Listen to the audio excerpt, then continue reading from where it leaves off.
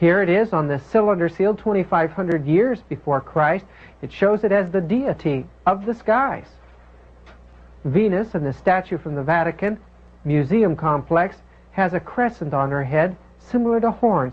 Indeed, the worship of the crescent began with the worship of the horns of the cow, the mother of the bull, which they believed was the generator of life. Around the head of the moon goddess of Rome is the crescent moon. And here, around the head of the female goddess is the horns in this birth of Mithra carving. Lilith of Babylon, the goddess of the world of the dead, or the world of the gods, is shown standing in the crescent made up of two antelopes. In the church we see a goddess standing in that sexual symbol as well. It is not a moon in that form. It is the same as it ever been in pagan idolatry. It's a symbol of the female generative powers. In Scandinavia, we find the statue of Mary in the middle of reindeer antlers. Because there weren't any cows up there, they put her in the middle of those antlers as a symbol of her power. But one of the most startling depictions of Mary is in southern France in Lyons. There at the great cathedral, Mary is seen as wearing the horns upon her head. And the breastplate of the Hebrew priesthood is to be found on her chest. This makes Mary the mediator between God and men. Nothing could be further from the truth. The Bible tells us that we only have one priest and one way to heaven, and that's Jesus Christ himself. This concept of fertility worship and the worship of the mother captivated the senses of the pagans, and the Roman Church realized it would have to adopt it. This instrument, called a sistrum, was used in the dances of the pagan priestesses. Here Isis, the queen of heaven in the Egyptian cult, is seen carrying that sistrum. Isis, in Manly P. Hall's book, is quoted as saying, "I, Isis, am all that has been, that is, or shall be, no mortal man hath ever me unveiled. The fruit which I have brought forth is the son." The son of Isis is Horus. And in this picture of Isis and Horus, we see her standing in the middle of a nimbus with the zodiac all around her. Her child is the sun god. And when we go to the Vatican, we'll find a great Madonna figure there in St. Peter's Basilica, holding in her arms her baby. And that baby in this Christian statue of a Madonna is the Son. This allegorical concept of the mother and the son can be seen in Egypt and in India here with Devaki and Krishna, as well as the Orient. Both Japan and China have had their Madonna and child figures. This concept of Isis can be seen in statues throughout the Roman Empire. These were the statues that were adopted by the church first for Mary and Jesus. When you look at Mary and Jesus in the churches today, you're looking at an ancient worship that predated Christianity, the worship of the child and the mother. Other statues of the child, as if it's a god itself, can be seen in paganism, but here is a statue of Jesus, separate from the adult statue of Jesus and worshipped as a god in itself.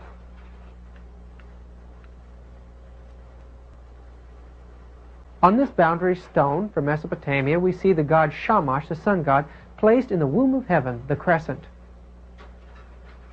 We can see it on cylinder seals. 2,500 years before Christ, the concept of the sun god in the crescent, or the male in the female. On this Mithraic altar, or in this Egyptian piece of jewelry, we see the disk of the sun placed in the crescent. Even in India, we see that symbol everywhere, the disk in the crescent.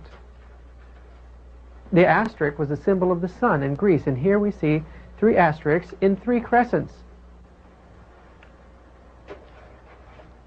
On this Mesopotamian relief, notice the deity of the sun and how it's represented in the sky. There is a disk in a crescent, just as there is in this Roman Catholic monstrance. Evidently, the host is placed within this crescent in many of the monstrances. In fact, most of the monstrances that we photographed as we went through these treasuries had a crescent to hold the wafer in. It represented the union of male and female sexes Thus, the generative principle, is that what's being worshipped? And the people don't realize it? The generative principles of nature? On this little door, on the sanctuary housing the instruments of the sacraments, I want you to notice that around the cup is grain and grapes. This was the worship of the god of nature. His name was Dionysius or Bacchus. In Rome, the gods of nature were often depicted as little goat-like men that had grapes, fawns, or satyrs. The worship of the sun god could be worshipped through drinking the grape. It was believed to be his blood. We know that in Mexico, to the sun god, the mace was made in a meal and given to the people to eat. In Egypt, a wafer was served in dedication to the god there. And in Greece, to the generative principles, these wafers also had a place in the communion of the gods. At the Acropolis in Greece, the high priest had 3 strong men bring in bulls. He baked wafers and put them on the altar there. When a bull ate a wafer, he was killed, and then he was skinned.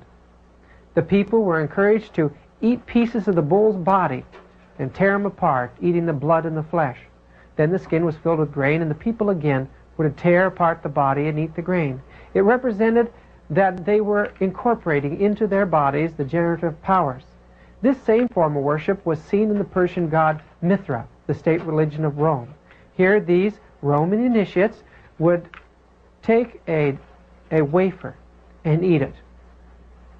In their initiations and their rites, they copied the pagan communions that had existed before. God was called into that meal, and it was passed around among these soldiers. Myth worship is probably the closest to the systems of Roman Catholicism today. It's amazing, then, to find beneath the great cathedrals of Europe excavations of pagan temples where the Christians were first encouraged to worship by their priests and religious leaders. In St. Peter's Basilica, we find that there are some magnificent candlesticks that are used in the Mass. Now, if you look closely at each one of these candlesticks, there's a face on it. And we would assume that that face should represent the God that the Mass is honoring. But looking closely at those faces, you see the head of a being that is part man and part goat. That, friends, is a symbol of Satan.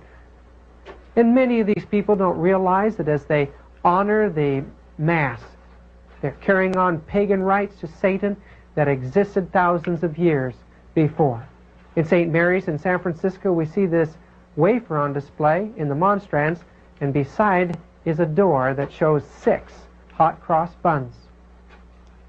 It was believed that the grapes were the blood of the god Bacchus, and that the one who drank it and became drunk had his spirit within it. It was an important part of initiation in the mysteries and plays an important part in the ritual of the communion in the Roman Church today, claiming that they're actually drinking the blood of the god. The Bible says that lest ye drink my blood and eat my flesh, you have no part with me. And now in the church only the priests are allowed to drink the wine. In the Vatican, on the chalice there, we find a strange-looking face. An ugly man smiling with goat's horns. Again, we're looking at the worship of the generative principles of nature. How is it that God in every age could look at this and still love those who are doing it? We know that God is of infinite love. And He knows that man is confused, and He longs to have them wake up. Many, many years ago, a being that was the most glorious outside of deity itself rebelled against heaven. How art thou fallen from heaven, O Lucifer, son of the morning?